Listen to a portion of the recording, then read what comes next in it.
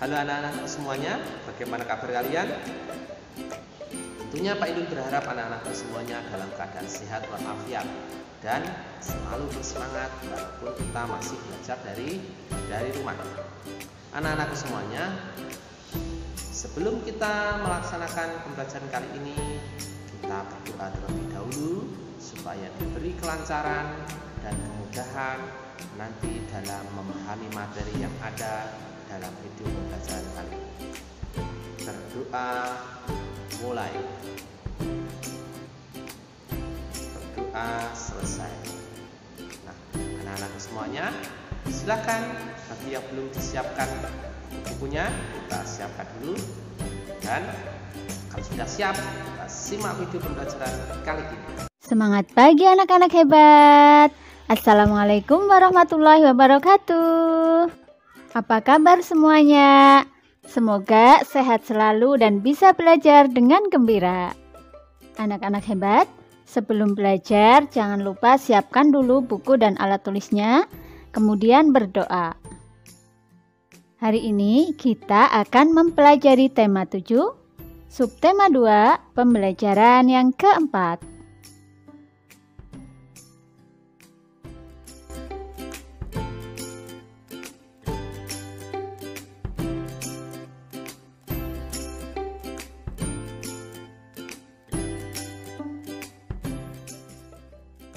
Sudin akan mengikuti lomba pidato.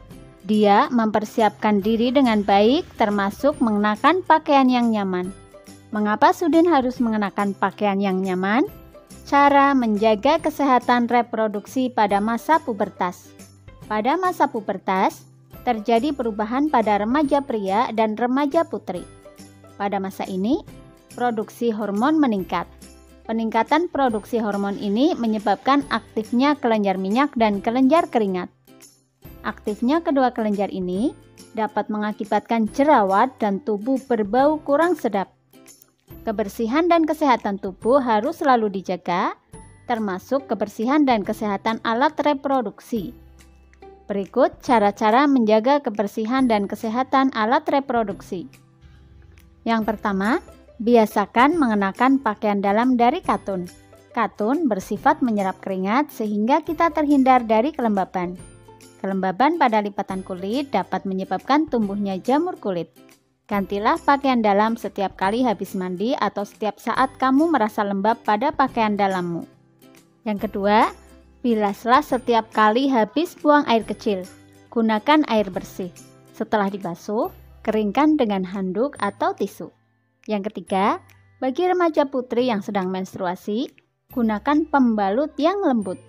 Gantilah pembalut setiap kali pembalut yang kamu pakai terasa lembab. Gantilah minimal 4 kali sehari. Anak-anak hebat, pada pembelajaran 2, kamu telah menuliskan rencana karya berisi cara menjaga kesehatan reproduksi pada masa pubertas. Yang seperti ini. Ingat anak-anak? Iya, nah kini wujudkan rencana karya itu. Buatlah sebagus mungkin dan sekreatif mungkin. Selamat berkarya anak-anak hebat.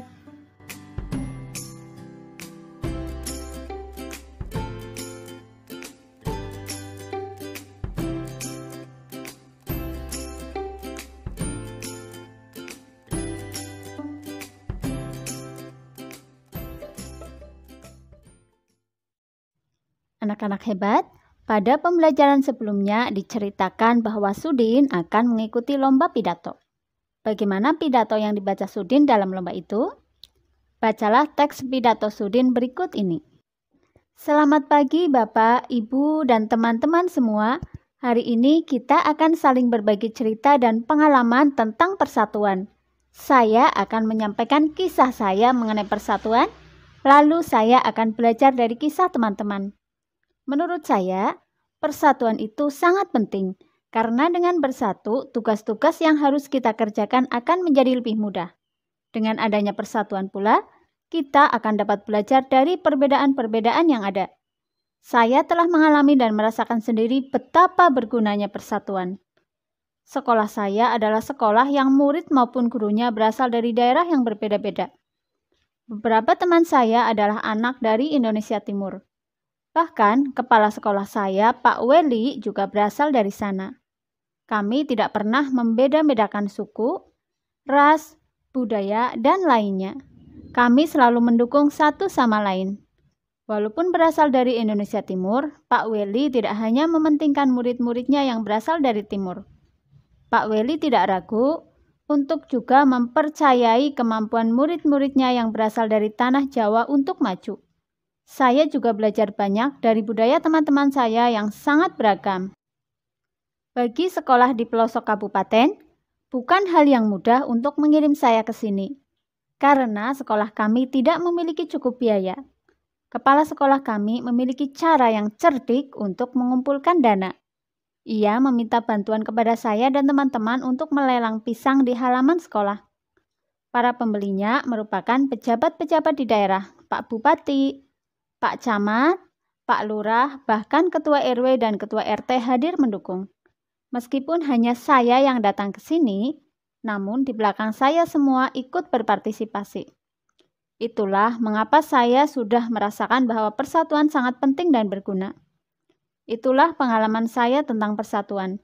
Bagaimana cerita teman-teman? Saya juga ingin mendengar dan belajar dari cerita kalian. Terima kasih. Anak-anak hebat, tulislah pendapatmu mengenai isi pidato Sudin. Kamu dapat menilai pidatonya dengan memberi tanda checklist atau centang pada kolom berikut yang sesuai.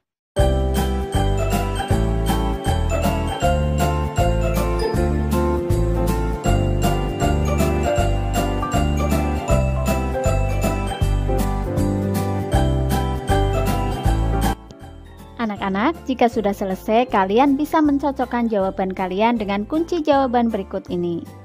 Yang pertama, teks pidato memiliki bagian pembuka. Ada ya? Iya ada.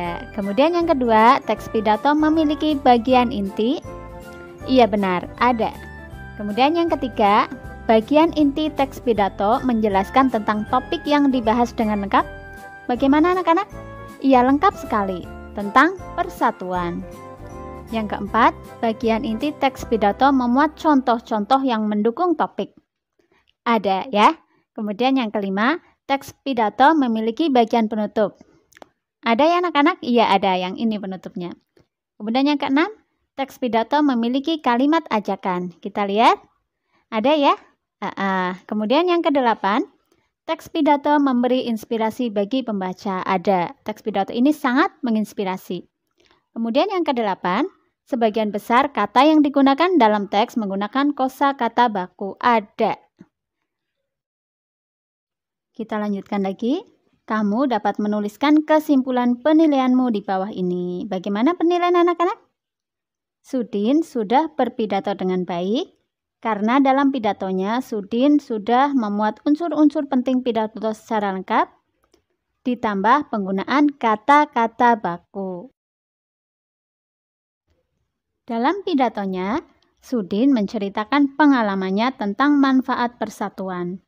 Semangat persatuan juga harus kita jaga dalam bekerja sama dengan negara-negara lain. Misalnya di Asia Tenggara.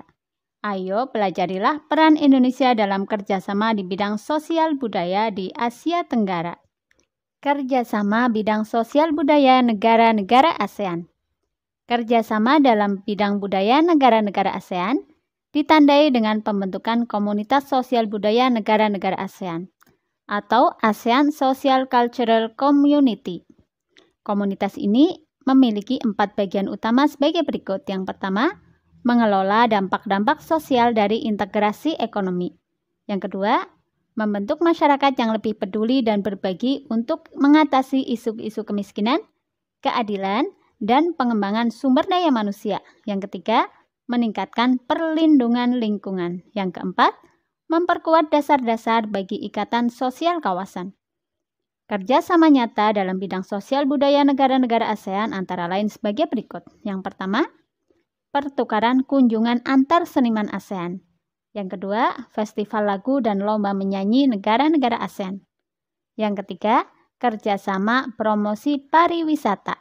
Yang keempat, kerjasama budaya serumpun Melayu. Yang kelima, pertukaran berita dan penyiaran informasi mengenai ASEAN melalui televisi dan radio.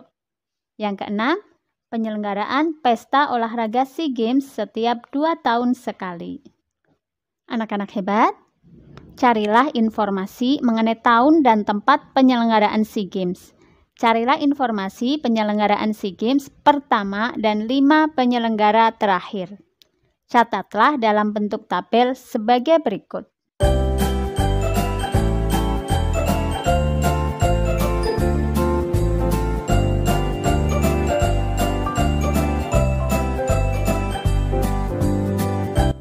Anak-anak hebat, jika sudah selesai, silakan kalian cocokkan jawaban kalian dengan jawaban berikut ini. SEA Games pertama tahun 1959 di negara Thailand di kota Bangkok. Kemudian, SEA Games yang ke-25 tahun 2009, negara Laos, kota Vientiane. SEA Games ke-26 pada tahun 2011 diselenggarakan di Indonesia di kota Palembang dan Jakarta.